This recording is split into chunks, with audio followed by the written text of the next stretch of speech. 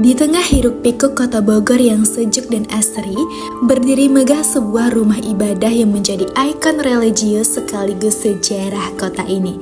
Masjid Raya Bogor, sebuah masjid yang tak hanya menjadi tempat beribadah, tetapi juga saksi perjalanan waktu dan perkembangan masyarakat di kota Bogor. Sejarah berdirinya Masjid Raya Bogor bermula pada tahun 1965.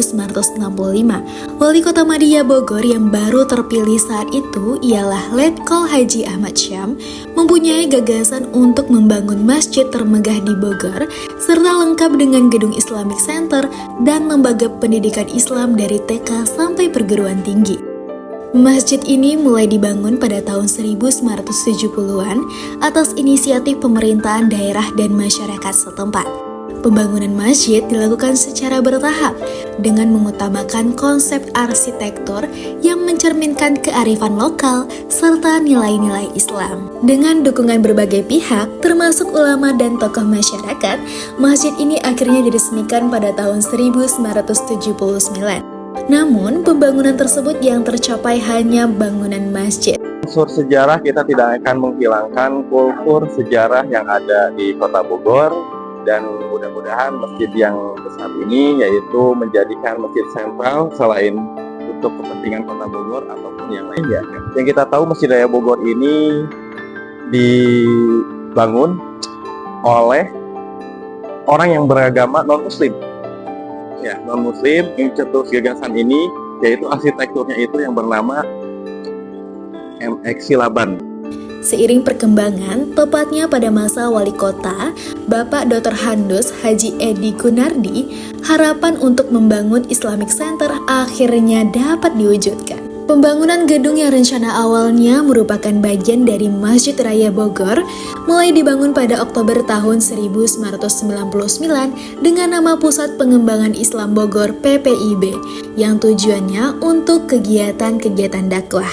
Selama lebih dari 5 dekade, Masjid Raya Bogor telah mengalami beberapa renovasi guna menjaga keindahan dan kenyamanan bagi para jamaah. Ya, kemudian keunikannya bangunan Masjid Raya Bogor ini yaitu kita memiliki 3 kubah. 1 kubah utama dan dihimpit oleh 2 kubah yang kecil. Dan kemudian area menara masjid pun juga itu secara terpisah antara masjid dan menaranya. Bangunan Masjid Raya Bogor didominasi oleh warna putih dengan ornamen khas Islam yang menghiasi dinding dan langit-langitnya. Bagian dalam masjid memiliki ruang sholat di bawah dan di atas yang luas, mampu menampung 2.000 jamaah. Mihrabnya dirancang dengan ukiran kaligrafi indah, memberikan nuansa spiritual yang kuat bagi para jamaah.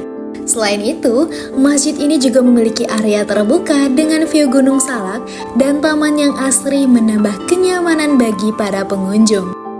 Keindahan Masjid Raya Bogor tak hanya terlihat dari fungsinya, tetapi juga dari desain arsitekturnya yang megah. Kubah besar yang menjulang tinggi terpadu dengan menara yang gagah, menjadi simbol kejayaan Islam di Bogor. Dulu ketika kita pencetusan untuk mendirikan sebuah masjid untuk menjadi ikon Kota Bogor, maka dari berbagai aspek kita musyawarah, maka dipilihlah lokasi ini. Karena lokasi ini sangat strategis, ya. Karena ketika orang-orang Kota Bogor pun juga bisa menjangkaunya dari segala arah gitu, baik itu yang lokal ataupun yang transit, ya, orang yang mau berpergian antara Jakarta, Cianjur, Puncak ataupun juga ke Bandung. Masjid ini bukan sekedar tempat ibadah, tetapi juga pusat pendidikan dan sosial. Setiap hari, anak-anak hingga orang dewasa belajar mengaji, memahami agama, serta menghadiri kajian Islam. Di bulan suci Ramadan, Masjid Raya Bogor semakin ramai dengan berbagai kegiatan, mulai dari buka puasa bersama, tarawih, hingga iktikaf di separuh malam terakhir. Adapun kegiatan-kegiatan yang dilaksanakan di Masjid Raya itu ada sifatnya rutin, adapun juga sifatnya bulanan atau tahunan.